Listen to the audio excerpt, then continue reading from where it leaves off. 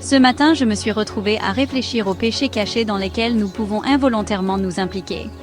L'un en particulier s'est démarqué, porter un faux témoignage. Avez-vous déjà formé une opinion sur quelqu'un en vous basant sur ce que quelqu'un d'autre vous a dit, pour ensuite réaliser que vous aviez été induit en erreur, qu'il y avait une autre version de l'histoire? Ou peut-être avez-vous déjà parlé de quelqu'un d'une manière qui a influencé la perception des autres à son sujet, même involontairement? C'est un cycle dangereux dans lequel beaucoup d'entre nous tombent, parfois sans en mesurer le poids ni les conséquences spirituelles. Vous voyez, de nombreux malentendus et conflits naissent de vérités partielles et d'histoires biaisées. J'ai un jour entendu un prédicateur dire « Si tu veux savoir qui je suis, demande-moi.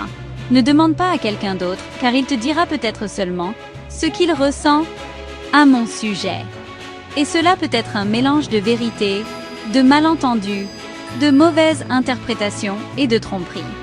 Alors, donne-moi l'occasion de me présenter à toi, et ensuite, fais-toi ta propre opinion. Il est facile de parler de quelqu'un, que ce soit par frustration, jalousie ou même pour nous mettre en valeur. Mais lorsque nous parlons de manière à ternir la réputation d'une autre personne, nous ne lui faisons pas seulement du tort. Nous influençons aussi ceux qui nous écoutent. Proverbe 16, 28 nous rappelle. L'homme pervers excite des querelles, et le rapporteur divise les amis. Pensez à la rapidité avec laquelle un simple commentaire peut empoisonner la perception que quelqu'un a d'une autre personne.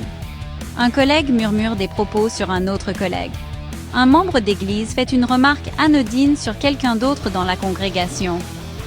Un ami partage une préoccupation sur un autre ami, alors qu'en réalité, il s'agit simplement de commérages déguisés. C'est ainsi que naissent la division, la méfiance et les conflits inutiles. Mais pourquoi fait-on cela? Souvent, les gens répandent des paroles négatives pour plusieurs raisons. Pour s'élever eux-mêmes ou paraître plus justes. Pour susciter la sympathie ou contrôler la manière dont les autres les perçoivent. Pour justifier leurs propres actions. Cependant, en cherchant à se mettre en valeur, ils entraînent leurs auditeurs dans le péché, les amenant à juger injustement, à garder rancune et à propager encore plus de négativité. La vérité, c'est que cela va à l'encontre du cœur de Dieu, qui nous appelle à nous aimer les uns les autres. Alors, soyons attentifs à ce que nous entretenons dans nos cœurs. N'ouvrons pas notre esprit aux jugements biaisés et aux critiques injustes. Si écouter des paroles négatives et des jugements erronés sur les autres n'était pas un péché, pourquoi la Bible met-elle en garde contre cela avec autant de fermeté? Pourquoi Jésus lui-même nous a-t-il avertis? Il a dit « Tu ne porteras pas de faux témoignages » Matthieu 19, 18. Lorsque nous écoutons et acceptons des paroles négatives, sans questionner, sans demander au Saint-Esprit d'éclairer ce que nous avons entendu, nous devenons complices des dégâts causés. Voici ce qui se passe. Dès que vous entendez quelque chose de négatif sur quelqu'un, cela s'installe dans votre cœur. Proverbe 18, 8 dit « Les paroles du rapporteur sont comme des friandises. Elles descendent jusqu'au fond des entrailles. » Une graine a été plantée, et la prochaine fois que vous voyez cette personne, votre perception change. Vous commencez à la voir à travers le prisme du jugement de quelqu'un d'autre. Vous pouvez commencer à la traiter différemment, à douter de son intégrité, et même à vous éloigner d'elle de manière injuste. Et sans vous en rendre compte, vous commettez un péché contre cette personne, en nourrissant des pensées injustes et en propageant davantage de division. Cette manière d'agir correspond-elle à ce que Dieu désire pour nous en tant que ses enfants? Dans la Bible, nous avons un puissant exemple avec Myriam et Aaron. Ils ont parlé contre Moïse à cause de la femme qu'il avait épousée, remettant en question son leadership et propageant des paroles négatives dans le camp. Bien que leurs paroles aient pu sembler anodines, Dieu les a prises au sérieux. Il les a immédiatement appelés à rendre des comptes et à frapper Myriam de la lèpre à cause de sa faute. Que cela nous enseigne-t-il? Parler contre quelqu'un, même si nous pensons être dans notre droit, peut entraîner un jugement sur nous-mêmes.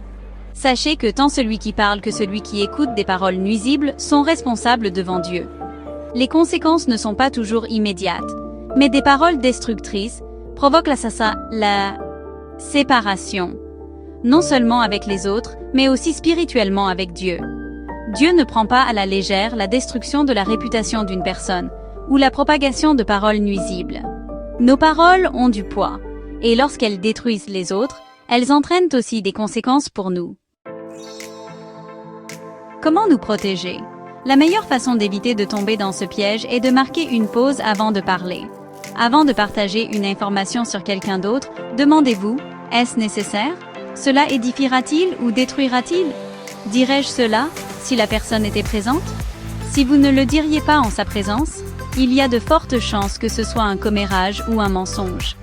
Oui, il y a des moments où parler de quelqu'un en son absence est nécessaire, mais uniquement si c'est pour le protéger ou l'édifier. Sinon, c'est de la médisance pure et simple. David a prié dans Psaume 141, verset 3. Éternel, mets une garde à ma bouche, veille sur la porte de mes lèvres. Nous devrions inclure cette prière dans notre quotidien afin que nos paroles apportent la vie, la guérison et la bonté aux autres. Alors, comment nous protéger de ce piège?